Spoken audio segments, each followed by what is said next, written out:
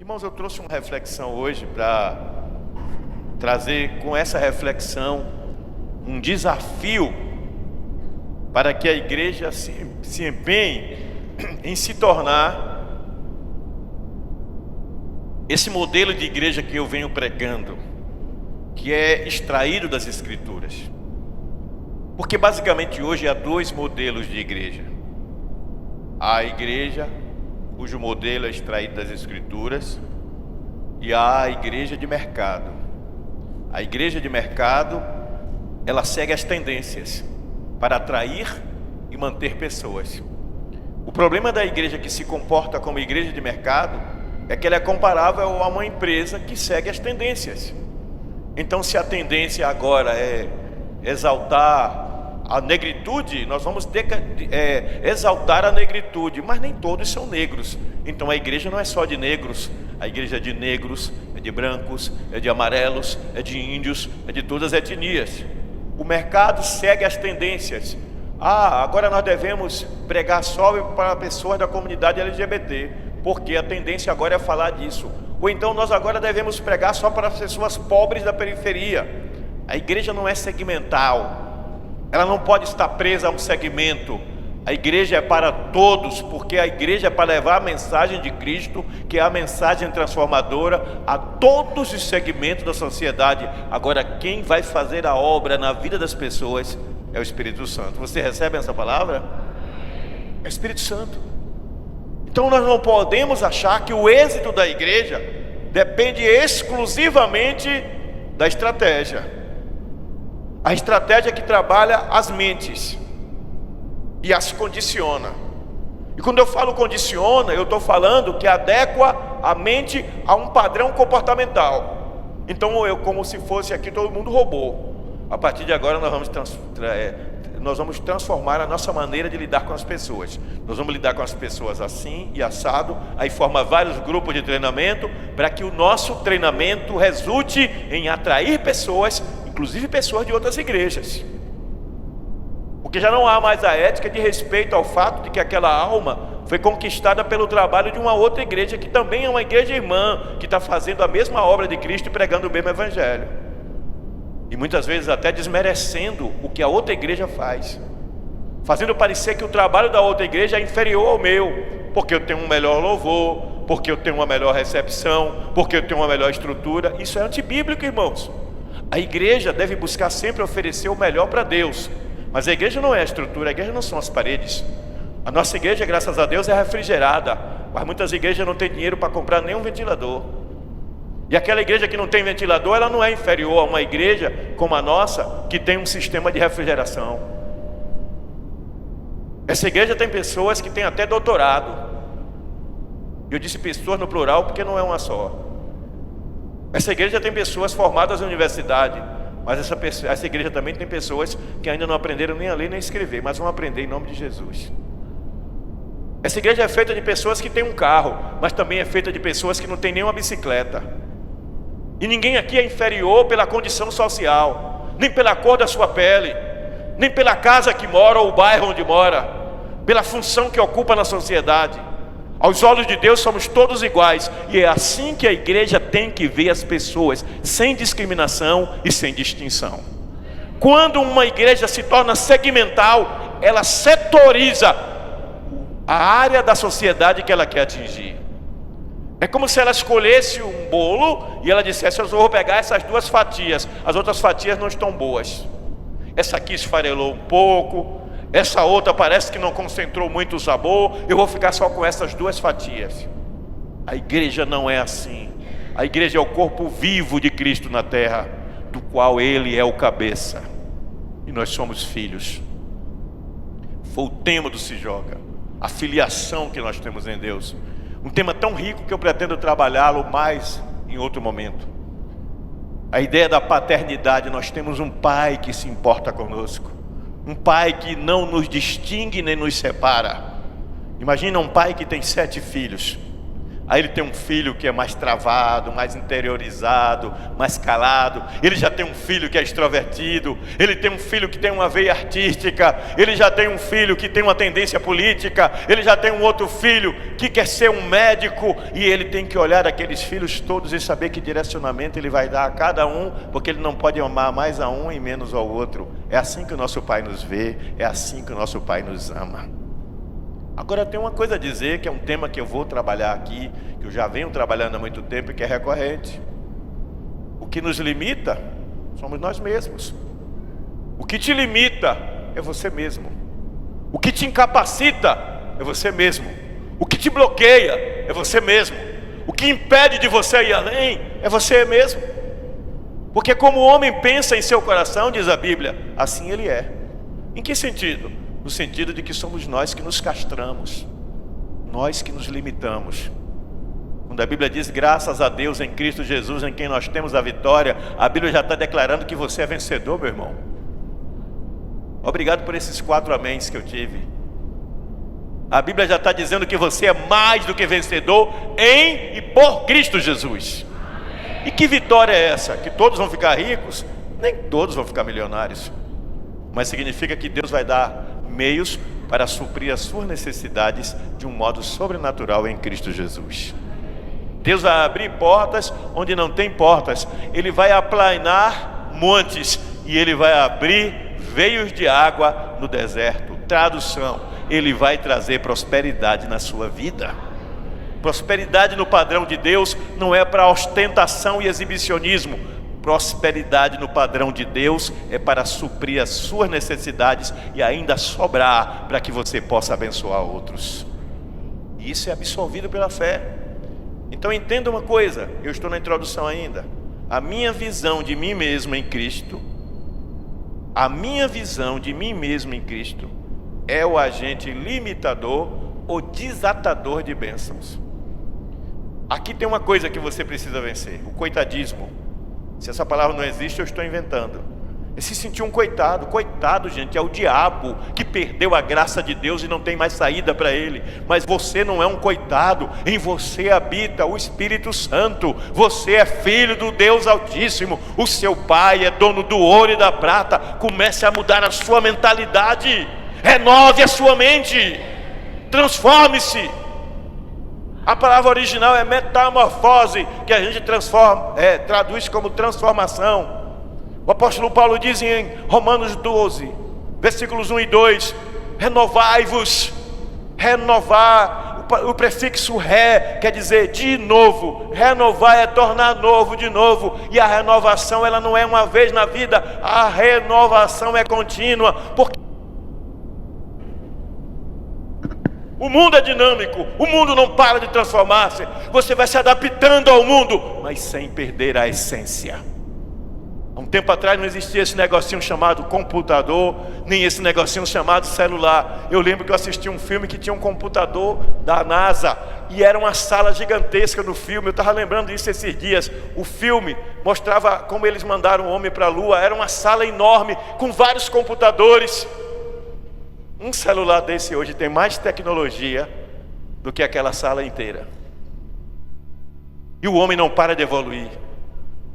O homem vai evoluir cada vez mais, e você vai se adaptando aos tempos modernos, mas você não perde a essência de quem você é em Cristo Jesus. E em Cristo Jesus você é imagem e semelhança de Deus aqui na terra, instrumento de Deus como filho dele para manifestar a sua glória. E quando a gente entende isso espiritualmente, a visão muda. Ele diz: renovai-vos, quer dizer, torne-se novo de novo, pela renovação do vosso entendimento. Transformai-vos, quer dizer, se metamorfosei. Você é uma lagarta, vire borboleta. Se não dá mais para rastejar, voe. E a Bíblia diz que os que confiam no Senhor voarão com asas como águias. Não significa que vai nascer asas em você, mas significa que espiritualmente você vai ter uma mentalidade além. Você jovem, sonhe alto, quer alcançar a lua, mire no sol, sonhe além e não desista por motivo algum. Eu vi um vídeo essa semana que é perfeito para o que eu vou descrever. Uma mulher está conduzindo um cavalo num show. Ela está fazendo um show num lugar com muita gente. e tem um cavalo de verdade. E ela está conduzindo o cavalo que ela treinou durante muito tempo com uma corda. Ela treinou o cavalo com uma corda. Então ela puxa a corda para um lado, o cavalo vira a cabeça para um lado, vira para o outro, baixa, levanta. O cavalo anda, o cavalo para, o cavalo trota. Conforme o movimento da mão, o cavalo obedece a ela. Chegou um momento que ela parou de usar a corda. E ela continuou fazendo os movimentos. E o cavalo continuou obedecendo, como se ela tivesse na mão uma corda. O diabo um dia nos amarrou. O diabo um dia nos prendeu. O diabo um dia lançou as suas cordas de maldição contra nós. Mas Jesus Cristo veio e quebrou essas cordas. Não podemos mais reagir às investidas do diabo como se ainda tivesse a corda do pecado amarrada em nós. Fomos libertos por Cristo. E quem está em Cristo, nova criatura é. As coisas velhas já passaram e eis que tudo se fez novo. Dê um aplauso ao Senhor por isso. Vou ter que trabalhar muito a mudança de mentalidade. Porque quando a Bíblia diz que você é cabeça e não cauda, a Bíblia diz que você veio para conquistar e se estabelecer. Mas não é pela força do seu braço não, viu? E tem muita gente que quer vencer pela técnica humana. Você vai se estabelecer pela mão do Senhor. Deus vai pegar alguns de vocês, vai colocar em lugares que vocês nunca imaginaram, em posições que vocês jamais sonharam, vai honrar vocês de uma forma que vocês nunca planejaram, somente por uma coisa: pela fidelidade com que vocês servem a Ele. Ser fiel e o Senhor te honrará. Ser fiel e o Senhor se lembrará de ti. Ser fiel e o Senhor te estabelecerá. Exemplo disso, para não perder o costume, que já tem semanas que eu não falo dele, José do Egito. José do Egito é preso, é vendido como escravo, desculpem. Vai para a casa do homem rico, poderoso, Potifar, amigo do rei. Nunca tocou em nada que fosse proibido. A mulher do Potifar, aquele homem rico e poderoso, se apaixonou por ele, queria ter intimidade com ele, ele não aceitou. Ela o acusou de tentativa de estupro e ele foi preso inocente. Quantas pessoas aqui já foram acusadas de coisas que não fizeram, e até amigos e conhecidos acreditaram, e você sabendo que era mentira? Não se decepcione com quem duvida da tua integridade. Quem tem que conhecer a tua integridade é Deus, e Ele já a conhece. José vai para a cadeia, na cadeia ele se destaca. Por quê? Porque ele tinha integridade. Quem tem integridade brilha aonde quer que chegue. E ele brilhou. Ele brilhou. E ele foi colocado para comandar a prisão. E ele interpretou o sonho de dois homens: você vai morrer, você vai escapar, o rei vai te perdoar. E o homem disse: eu vou interceder por você. E esqueceu, porque eu já disse várias vezes, Deus tem um tempo certo para tudo. Você está pensando que Deus esqueceu de você? Que aquela pessoa que você ajudou esqueceu de você? No tempo certo Deus vai fazer ela lembrar. O camarada lembrou quando o rei teve um sonho. José foi chamado, interpretou o sonho. O rei se agradou de José e colocou ele como o homem mais poderoso do Egito depois dele. E quem é que José vai ajudar a matar a fome depois? Os mesmos irmãos que tinham vendido ele como escravo. E ele libertou o seu povo, trouxe para o Egito, e o faraó deu a melhor terra, porque é assim que Deus faz. O melhor da terra está para os que andam em retidão na presença do Senhor. Tem alguém aqui assim hoje? Ande na minha presença, disse o Senhor a Abraão, e eu te abençoarei grandissimamente. E abençoou a ele e abençoou toda a sua descendência.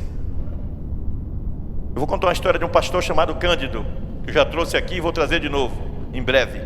Pastor Cândido é da mesma cidade, da mesma igreja que eu, meu amigo. Pastor Cândido era tido na cidade como esquizofrênico, como doido. Depois que a mãe morreu, ele ficou em desespero. Ele ia para cima da cova da mãe e ficava ali naquele túmulo. Todo mundo achava o pastor Cândido um louco. O pastor Cândido foi ao médico e fez exames, e ele permite que conte essa história, por isso eu estou contando. E o pastor Cândido foi ao médico e foi feito exames, e constatou-se que ele tinha vários focos.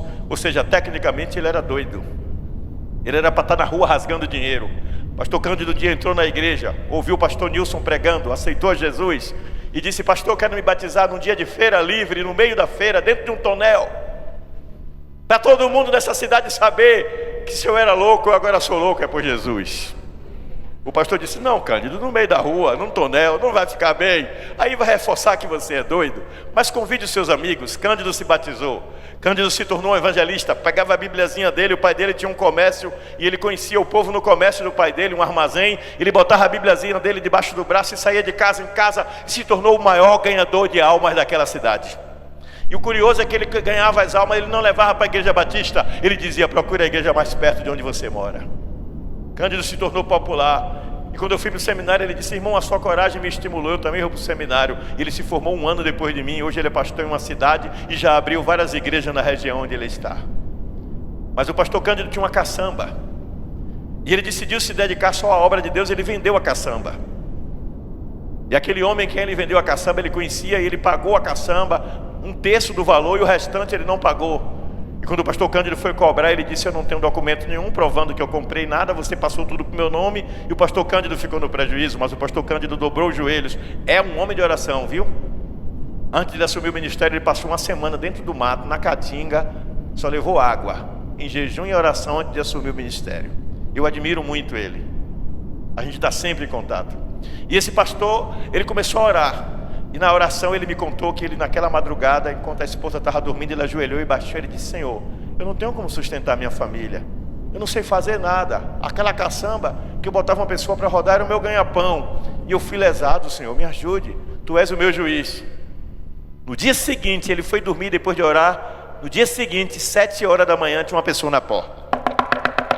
Quem é? Fulano de tal. O camarada morava numa cidade bem distante. Ele disse: fulano de tal. Ele disse: abra, por favor, abra. E ele abriu a porta, o homem entrou e disse: vamos tomar café comigo? Ele disse: não, eu vim aqui só para lhe pagar o que eu devo. Ele disse: como? Ele disse: essa noite uma voz começou a me incomodar. E uma voz começou a dizer: pague o que deve ao homem, pague o que deve. E essa voz ficava dentro de mim, parecia que tinha uma pessoa dentro de mim falando. E eu fiquei em desespero. E eu disse: eu não quero enlouquecer, eu vou lá pagar o que eu devo. Ele vai vir aqui um dia, ele vai contar essa história. Quando você intercede, Deus dá um jeito de resolver, mas você precisa crer no sobrenatural de Deus. Por que eu estou falando tudo isso introdutoriamente? Porque eu quero que você aprenda que se você não perde a essência cristã, o milagre de Deus vem na sua vida. Pastor Cândido disse que não sabia fazer nada. Ele aí tinha um quartinho do pai dele, que era de frente para uma praça. Ele pediu ao pai, o pai deu a ele para usar. Era pequeno, pouca coisa maior que isso aqui. Ele procurou o melhor barbeiro da cidade, que era neto de um barbeiro antigo, já idoso. Ele disse: quer trabalhar comigo? Ele disse: qual é a proposta?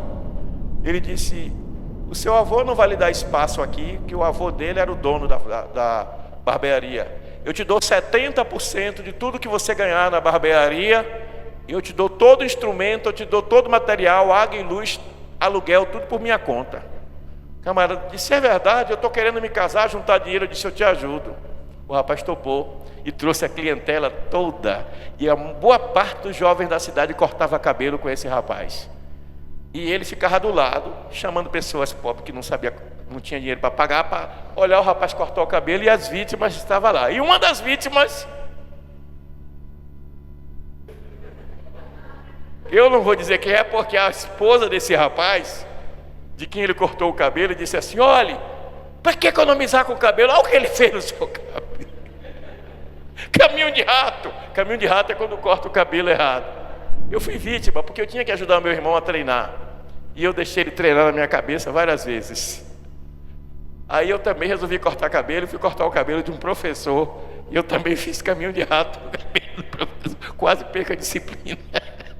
Mas enfim, gente, Cândido começou a ganhar dinheiro sem saber a profissão, terminou aprendendo, e aquele rapaz se converteu e hoje é servo do Senhor Jesus Cristo.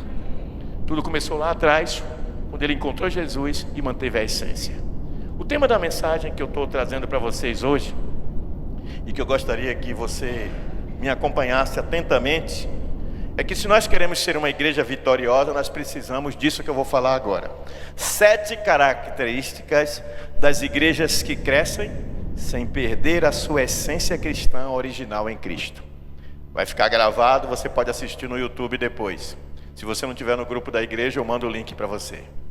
É só pedir.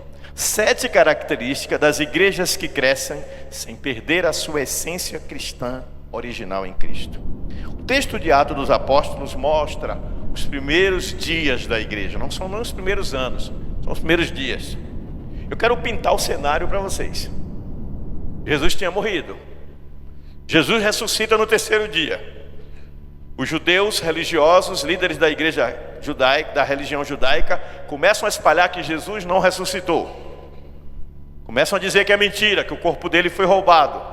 Mas Jesus passa 40 dias aparecendo em vários lugares e fazendo milagres. A história começa a correr e não há mais como negar que Jesus ressuscitou, que ele está vivo e que ele está fazendo milagres. É como alguém dizer que a fé é uma coisa que não existe. Mas você conhecer pessoas que foram curadas, pessoas que foram abençoadas, pessoas que foram libertas, pessoas que eram possessas e hoje não são mais, e você começa a ver milagres testemunhais em pessoas que você conheceu antes de um jeito e hoje é de outro. É difícil negar a realidade da presença de Jesus. Foi mais ou menos isso que aconteceu. 40 dias depois, Jesus sobe aos céus.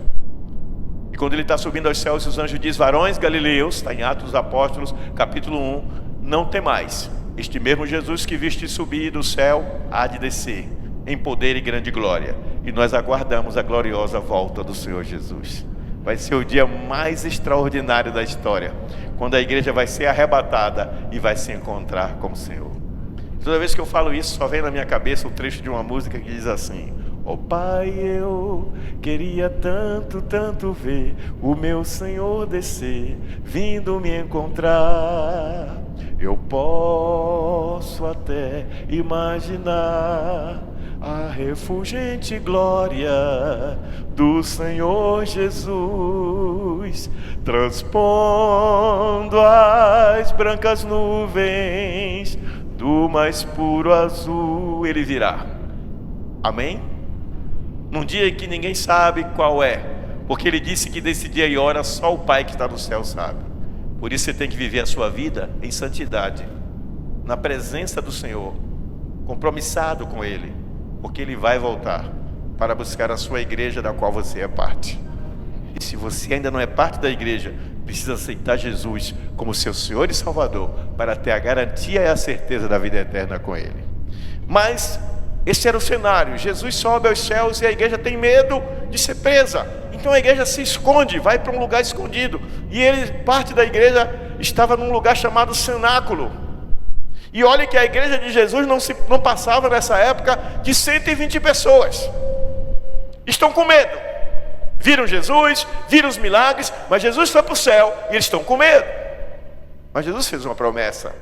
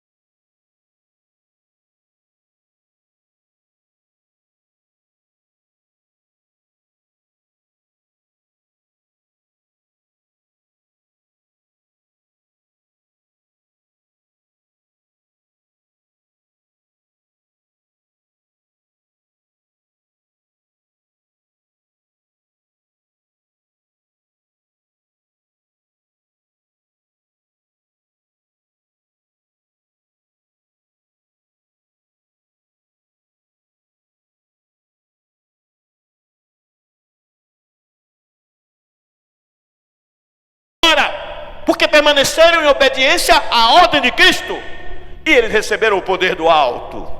E a Bíblia diz que Pedro, tomando a palavra, começou a pregar Jesus. Quando Pedro terminou de pregar, a Bíblia diz que cerca de 3.000 almas se converteram. Mas o que eu acho curioso, para a festa de Pentecostes, que para quem não sabe, Pentecostes é a festa da colheita. É a festa que antecede a colheita. Eles plantavam grãos, eles plantavam.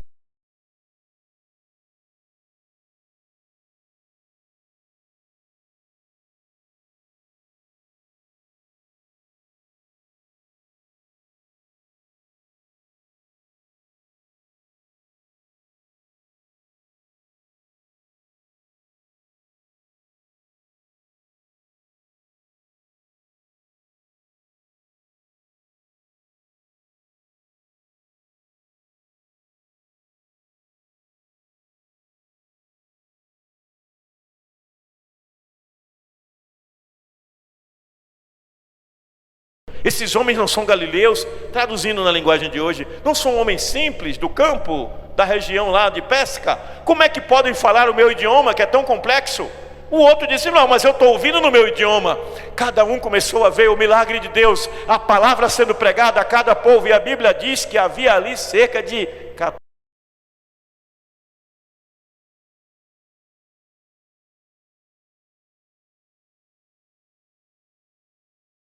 O Espírito Santo fazia.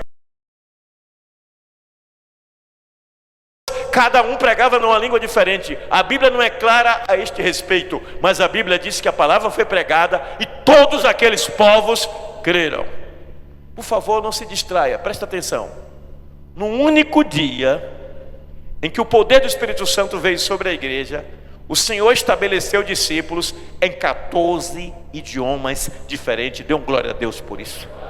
Quando Deus quer fazer um milagre, Ele faz a pesca maravilhosa.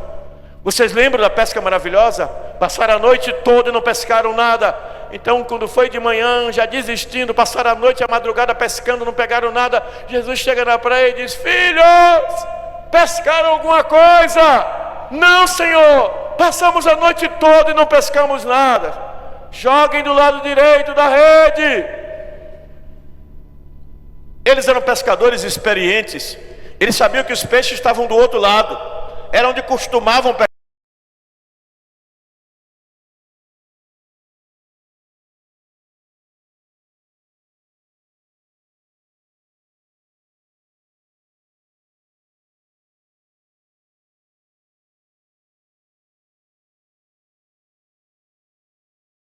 No amanhecer do dia, mas Jesus queria fazer tudo da forma, entre aspas, difícil, para que não restasse dúvida que foi Ele quem fez aquilo acontecer. Enquanto você confia na força do seu braço, as coisas não acontecem, mas quando você passa a depender do sobrenatural de Deus, aí o milagre vem. Aprenda a depender de Deus, em tudo, todo o tempo. O que aconteceu? A Bíblia diz que pescaram uma quantidade tão grande de peixes, que quase as redes rompem. E era tanto peixe que começaram a chamar os outros barcos. Veja, Jesus falou só com os ocupantes de um barco, que eram os discípulos dele. Mas eles disseram, ei, venham para cá, tem peixe demais, não estamos dando conta. Isso profeticamente quer dizer que quando você anda na presença de Deus, você é abençoado, ainda se torna uma bênção para os que estão próximos de você. Mas eu não quero falar sobre isso hoje, é para um outro dia. Minha ênfase são as características desta igreja que não perde a essência.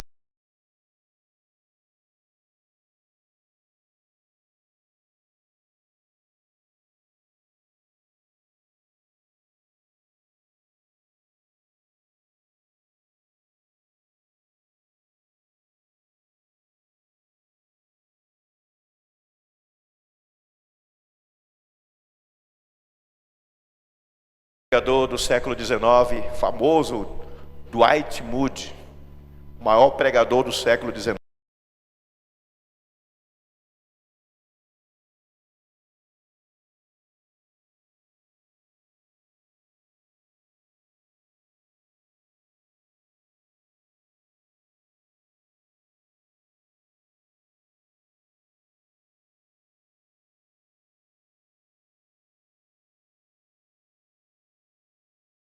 Ele uma vez perguntaram para ele o quanto ele amava a Bíblia e por que é que ele não abria mão de tudo na vida dele ser guiado pela Bíblia.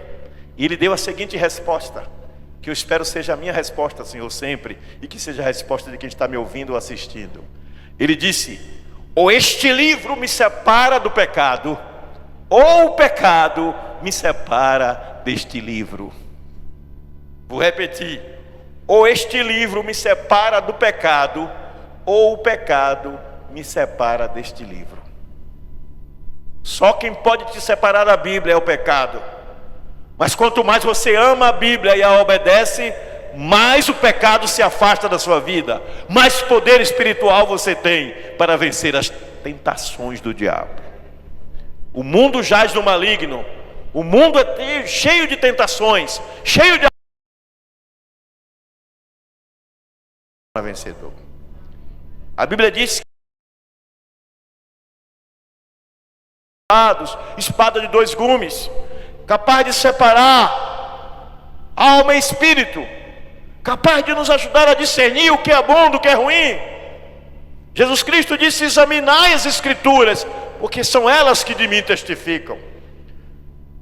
O salmista no Salmo 119 diz: amo a tua palavra, ela é a minha meditação o dia todo. Lâmpada para os meus pés é a tua palavra, Senhor, e luz para o meu caminho. A palavra de Deus é a revelação. Mas quando você lê o livro de João, o Evangelho de João, capítulo 1, está escrito: no princípio era a palavra.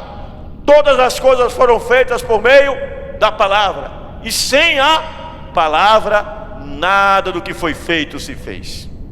A palavra tem que ocupar a essência da nossa vida. A palavra é a base primária e primeira da nossa vida. Mas acontece que tem muito crente, e ninguém se ofenda em nome de Jesus, porque às vezes a gente ofende até sem querer. Você que está aqui, você que está assistindo em casa. Tem muito crente hoje que está vivendo pela palavra de pregadores que se tornaram seus gurus espirituais. É pastor A, é pastor B, é cantor não sei quem, é político não sei quem, porque é crente e falou tal coisa e eu sigo o que ele falou. Você viu o que fulano disse hoje no discurso dele? Você viu o que fulano disse hoje na live dele? Não estou nem um pouco interessado em saber o que fulano disse, mas estou profundamente interessado no que a palavra diz. Porque muitas vezes o que fulano diz é a conveniência dele, mas se o que ele diz estiver fora da conveniência da palavra, eu fico com a palavra. Ainda que a maioria esteja seguindo aquela tendência, eu fico com a palavra. Ah, mas a palavra é questão de interpretação. Não, eu vou lhes explicar para vocês rapidamente um princípio sobre o qual eu pretendo mergulhar em outro momento. Há hoje uma tendência na igreja moderna, chamada de igreja pós-moderna, de partir de uma verdade conceitual. Prestou atenção no que eu falei? Verdade conceitual. O que é isso, pastor? Uma verdade que todo mundo já aceita, que já é um conceito aceito por todo mundo, e aí pega essa verdade conceitual e vem para a Bíblia em busca de versículos que confirmem aquilo que a pessoa veio buscar confirmação na Bíblia. Diga comigo: isso está errado. Sabe qual é o certo? É eu ler a Bíblia, descobrir quais são os conceitos que tem na Bíblia e adequar a minha vida na sociedade a esses conceitos, e não pegar os conceitos da sociedade e tentar adequar a Bíblia a eles. Vocês estão entendendo o que eu estou falando? A Bíblia é a minha regra de fé e prática. A palavra é a minha base, é a minha regra, é o meu modelo, é a minha referência. Não é o que os outros estão dizendo, não é o que a sociedade diz, não é o que o Supremo Tribunal diz. O Supremo Tribunal, numa interpretação de um juiz, um dos 11 juízes, interpretou que a vida, o feto, a vida de fato só se manifesta após o 3º mês. Eu não penso dessa forma. Eu penso que no momento que a concepção é feita, há uma vida ali. Então eu não vou achar que o aborto é normal até o 3º mês. Aí a menina da igreja diz assim: eu quero abortar. Eu digo: quantos meses tem? Tem 89 dias. Corra, minha irmã, até amanhã não é pecado não. Agora depois de amanhã é pecado, porque já tem 91 dias. Ridículo. Agora é lei. Para consumo de maconha, você pode consumir até tantas gramas por dia ou por mês. Aí alguém aqui da igreja chega e diz assim: pastor, estou precisando fumar um baseado, rapaz, porque eu preciso me distrair um pouco. Mas agora é lei, viu? Não é pecado não. Meu irmão, não passe daquelas gramas. Se são 9 gramas, não consuma 10. É claro que eu estou brincando, mas eu estou brincando com coisa séria. O que eu estou tentando dizer é que muita gente está tentando adequar a sua vida cristã ao padrão desse mundo. E brincando, eu estou levando vocês a uma reflexão, que não é o mundo que determina o meu padrão, é a palavra que determina o meu padrão. O mundo jaz no maligno, jaz quer dizer está morto. E se você para ser aceito, se você para se dar bem, se você para prosperar, para obter sucesso nesta vida, está se adequando ao padrão desse mundo e fugindo da palavra, Deus não terá você por inocente. Ouviu bem? Deus não terá você por inocente. É a Bíblia que determina a regra e não a regra que determina a Bíblia. Primeira característica é uma igreja da palavra. E quem é a palavra? Jesus é a palavra. O verbo que se fez carne quer dizer a palavra que se fez carne. Romper com a palavra é romper com Cristo. Quebrar a aliança com a palavra é quebrar a aliança com Cristo. Mas pastor, todo mundo faz isso, todo mundo faz aquilo. Se a gente não for dessa forma, não dá certo, não tem êxito, porque você não confia no Senhor. Abraão desobedeceu a Deus numa coisa: levou um parente. Deus disse: saia da tua parentela. Ele levou Ló. Ló deu trabalho a ele. Ló deu problema. Os cuidadores do rebanho de Ló brigavam com os cuidadores do rebanho de Abraão. Não é isso que a Bíblia diz? E havia um poço e eles brigavam pela água, porque aquela região muito seca, um poço era especial. Então Abraão, um homem de paz, chamou Ló e disse: olha, escolha onde você quer ir. Se você for para aquele lado, eu vou para esse. Ló, ganancioso, olhou e viu um lugar tudo de capim verde, bonitinho, disse: eu vou para aquele lado. Abraão ficou com a parte seca. Sabe o que aconteceu? Ló se estabeleceu em Sodoma e Gomorra, e vocês sabem o final da história. Aquela cidade foi destruída pela sua pecaminosidade, e as filhas de Ló embriagaram Ló, porque aprenderam essas práticas malditas lá, para ter filhos do próprio pai. Incesto. Abraão prosperou no deserto, porque ainda que você esteja no deserto, se você anda em retidão com a palavra, a prosperidade virá sobre ti. Mas a palavra de Deus não é a única coisa que é característica. O amor pela palavra, a retidão para com a palavra, o compromisso com a palavra não é a única característica de uma igreja vitoriosa. Que nós vamos trabalhar para que essas características cada dia se evidenciem mais. A segunda característica é que são igrejas que oram e adoram ao Senhor, e por isso experimentam o sobrenatural. São igrejas que oram e adoram ao Senhor, e por isso experimentam o sobrenatural. Como é isso, pastor? Primeiro é individual, segundo é familiar, terceiro é congregacional. Vou explicar. É individual no sentido de que, gente, a intimidade que você tem com Deus, ela tem que ser experimentada a cada dia. Todo crente tem que ter o seu momento com Deus. Se você não tem, passe a ter. E hoje parece que há uma transferência. A gente vive, estava conversando com o pastor Pedro Felipe sobre isso, a gente vive uma instantaneidade, porque nenhuma geração viveu o que essa geração vê. Enquanto eu estou aqui pregando, novidades estão sendo produzidas nos 4 cantos do mundo e postadas na internet. E quando o camarada abre uma rede de mídia social, tem lá um monte de novidades, de informações e de coisas, o camarada fica doido sem saber direito para que lado ir. Modos e maneiras, formas de fazer as coisas. Mas essa geração é convidada a ouvir a voz de Deus. A velha geração também é convidada a ouvir a voz de Deus. Você é convidado a ouvir a voz de Deus. Eu sou convidado a ouvir a voz de Deus. E como é que eu ouço a voz de Deus? Através da vida de oração e adoração, o Espírito Santo, além da palavra, ele fala conosco. Quando você se dispõe a orar, você não diz assim: eu não sei orar, não tem problema.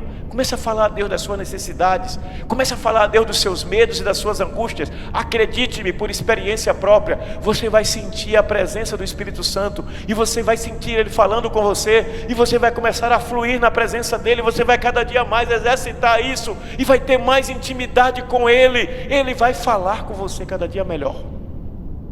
Sabe quando uma criança começa a falar? Desculpem, meu neto tem 3 anos. ele já sabe que meu nome é Teobaldo. Mas quando ele tentava falar meu nome antes, até hoje Felipe e Vitória, minha nora, se referem a mim quando vai dizer para ele me procurar ou me chamar, me chamam assim, ele chamava de vovô bababum. Mas ninguém aqui está autorizado a falar assim, porque ninguém aqui é bento, tá? Aí ele, vovô bababum.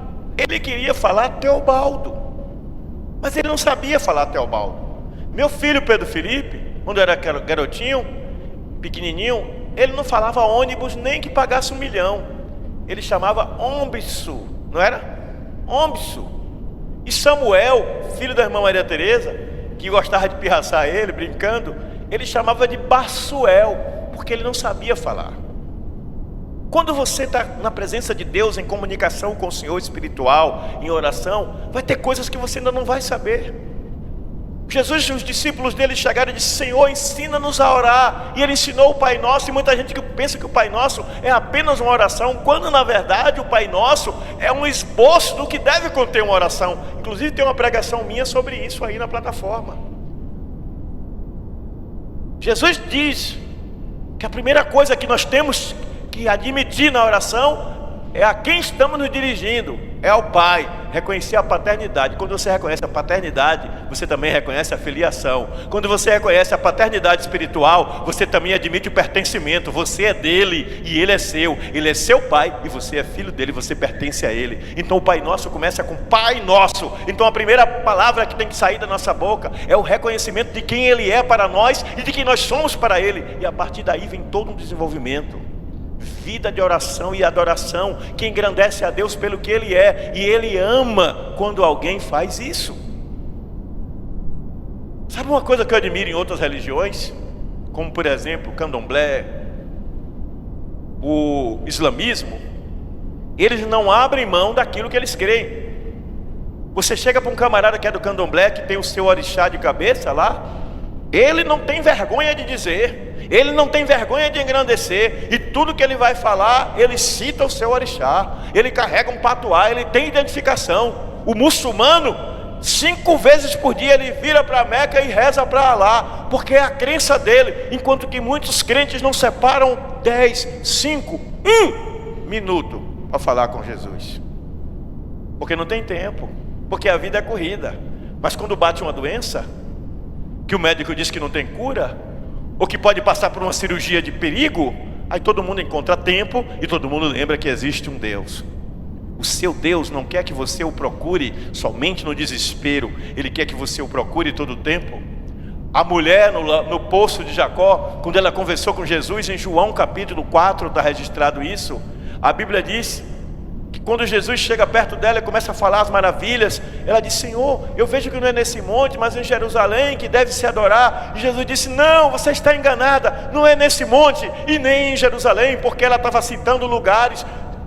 Tem pessoas que pensam que só se pode adorar a Deus em lugares, no templo, num culto ao ar livre, numa reunião de oração, numa vigília, no monte. Não, Jesus disse: chegou a hora e agora é em que os verdadeiros, olha bem a expressão que ele usou, adoradores adorarão o Pai em espírito e em verdade. A palavra adoração, que é prosconel. Prosconel significa prostração. No original significa isso. É alguém que se prostra. Sabe aqueles filmes que você assiste em que uma pessoa vai falar com o rei e ele: meu rei, majestade, e ele se joga no chão, com a cara no chão, e se ajoelha diante do rei, e aí o rei autoriza que ele se levante? Prosconel é isso. Você tem que chegar diante do seu rei com humilhação, reconhecendo a soberania, a grandeza, a majestade, a superioridade dele sobre você, e clamar a ele pela misericórdia dele em sua vida. A verdadeira adoração não vem sem entrega. A verdadeira adoração não vem sem rendição total. Existe uma música antiga que diz assim: eu me rendo, eu me rendo, eu me rendo. O povo gostava de cantar essa música. É a ideia de adoração. Eu me rendo ao Senhor, eu me prostro diante dele. E aí quando você se rende a ele, aí ele diz assim: agora eu vou te usar, porque você se rendeu a mim. E quando um homem ou uma mulher se rende a Deus, ele se esvazia da sua própria capacidade. Isaías capítulo 6. No ano em que morreu o rei Uzias, o primo dele, eu fui ao templo orar. Ele entrou em desespero. O primo dele morreu, ele amava o primo, ele era da nobreza. E os meus olhos viram o Senhor, o Rei da glória. Ele teve uma visão do que seria Deus. Ele viu um brilho, uma glória. Ele viu os anjos. E ele disse: ai de mim, que eu vou perecendo no meio de um povo impuro, de lábios impuros. Mas o Senhor mandou um anjo vir tocar nos lábios dele.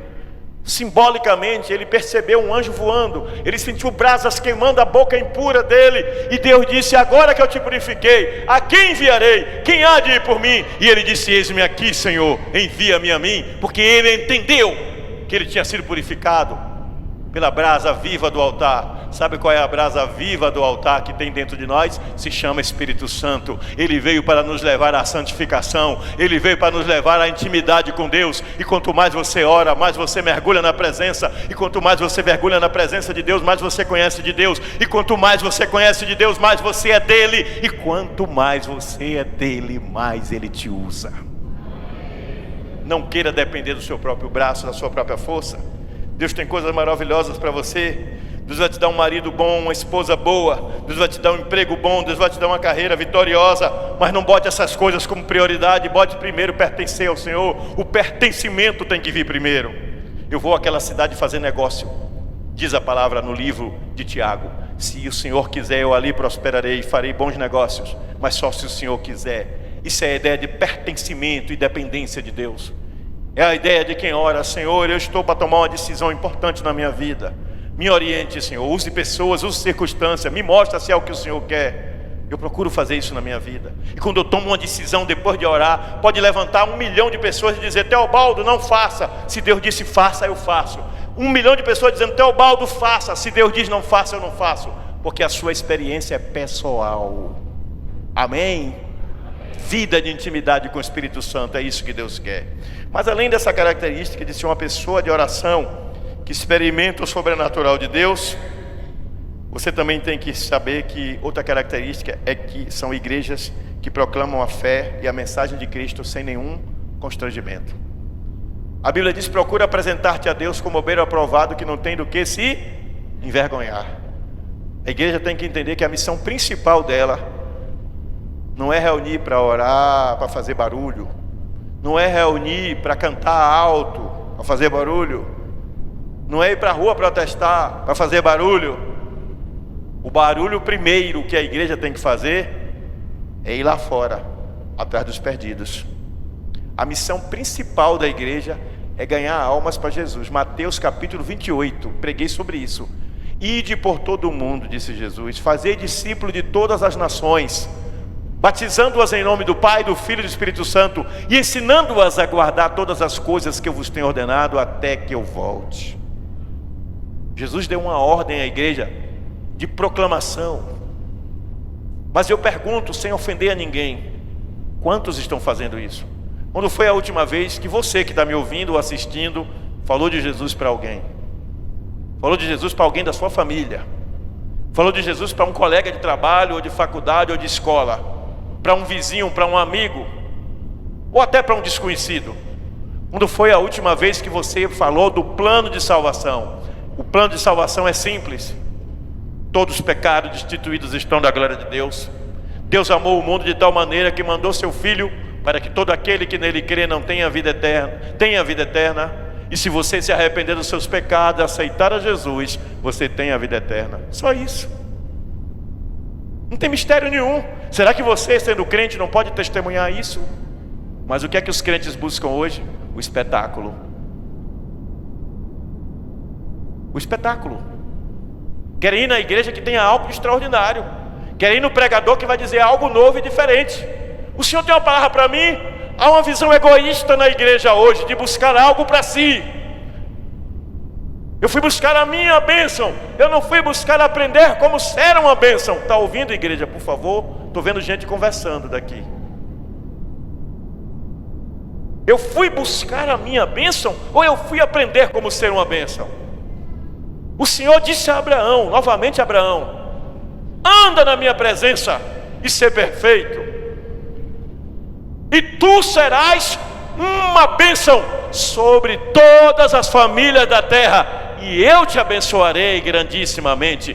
Deus abençoou Abraão porque ele se dispôs a ser uma bênção.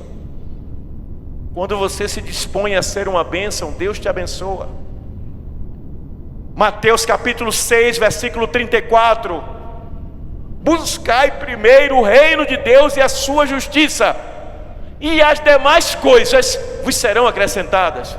Deus não disse, olha, eu vou te acrescentar um monte de coisas boas, e aí depois disso, busque o meu reino e a minha justiça. Não, primeiro busque a minha justiça, busque a mim, busque a minha presença, busque viver a minha vida em sua vida, busque fazer com que os meus princípios sejam os seus princípios, os meus valores sejam os seus valores, e então eu vou te honrar. Quem recebe essa palavra? Você, na sua rua, na sua família, na sua escola, na sua faculdade, sendo zombado, perseguido, criticado, ironizado, motivo de piada, por ser crente e fiel a Deus. Decide manter-se fiel, Deus vai te honrar soberanamente. Mas não abra mão de quem Deus é em você. Amém? Então essa característica, ela é fundamental para a igreja, proclamar Jesus. A quarta característica é que são igrejas acolhedoras. O que é uma igreja acolhedora? Diga, é uma igreja que recebe bem. Diga comigo, é uma igreja que recebe bem. Mas não é uma igreja que recebe bem apenas na porta, é uma igreja que recebe bem com amor. É uma igreja que acolhe, que inclui, que chama para perto. É uma igreja que não discrimina. É uma igreja que não procura se preocupar com o histórico da pessoa lá fora, mas entende que ela agora é nova criatura em Cristo Jesus e que ela pode viver o sobrenatural de Deus a cada dia. É uma igreja que não olha por quanto de pecado tem nas costas daquela vida. Rapaz, aquela mulher ali tem uma vida suja, viu? Imoral, perdida. Aquele homem ali, rapaz, era um à toa, era garoto de programa. Rapaz, aquele homem ali era o pior traficante do meu bairro. Tem que ter cuidado com ele. Quando você olha para as pessoas e enxerga apenas o seu histórico do passado, você não enxerga o que Deus pode fazer no seu presente, e não enxerga o que ela pode se tornar no seu futuro. Saiba você que aos olhos de Deus todos pecaram.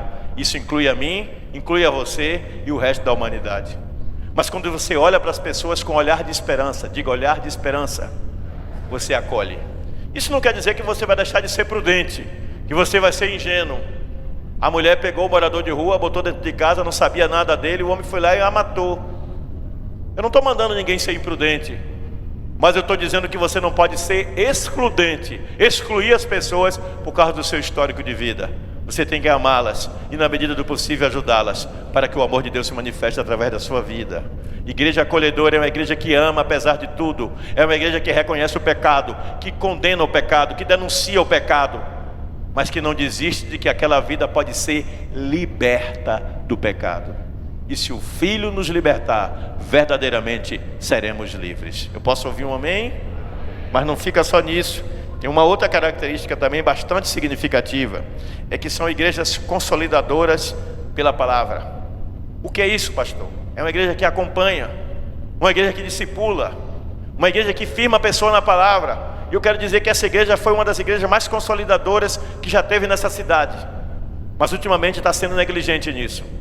Mas do que depender de mim, eu vou me esforçar para que voltemos a ser muito mais do que já fomos um dia. Consolidador é aquele que, quando ganha uma alma, vai atrás, não desiste. A pessoa diz, não ande mais na minha casa, mas você não desiste.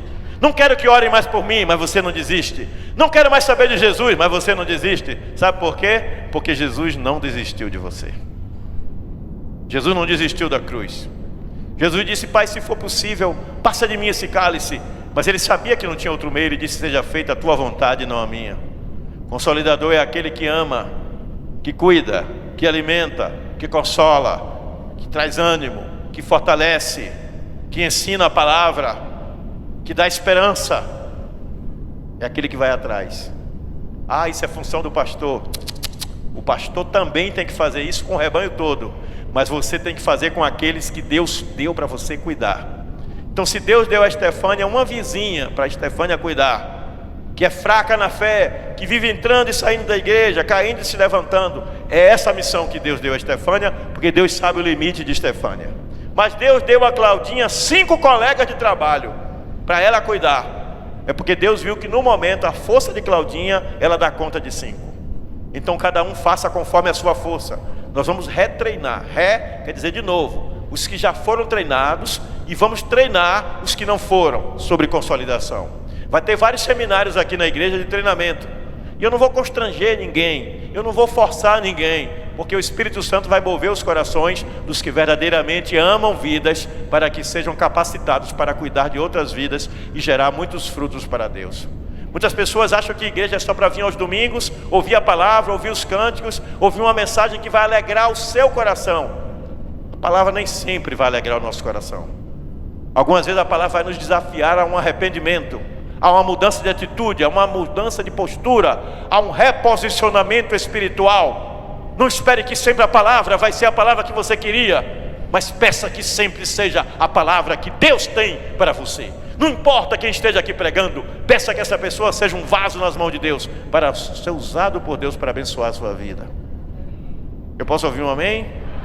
Quando nos dispomos a sermos servos, nós estamos dispostos a nos colocarmos na posição que o mestre quer e não onde nos convém. Jonas recebeu de Deus a ordem de ir a Nínive, pregar ao povo incrédulo de Nínive.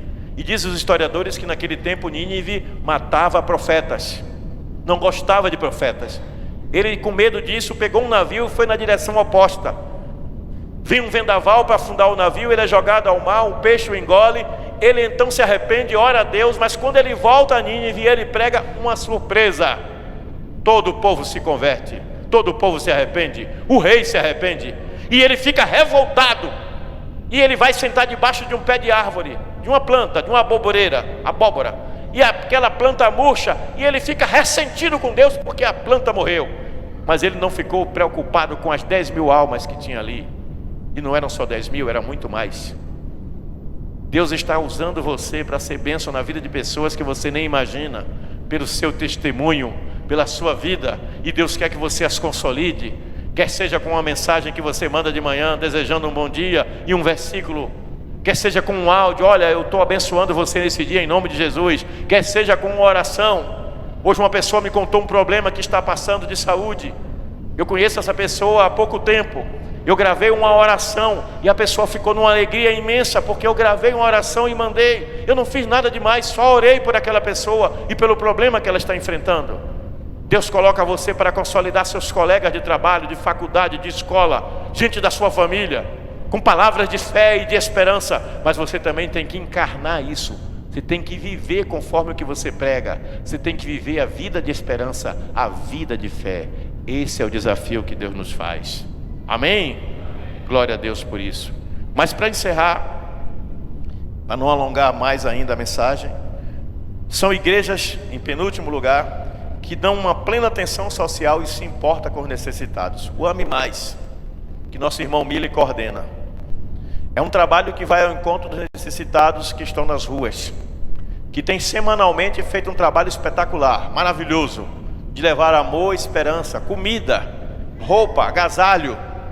Não é um trabalho midiático, mas é um trabalho de amor. Mas não se limita a isso.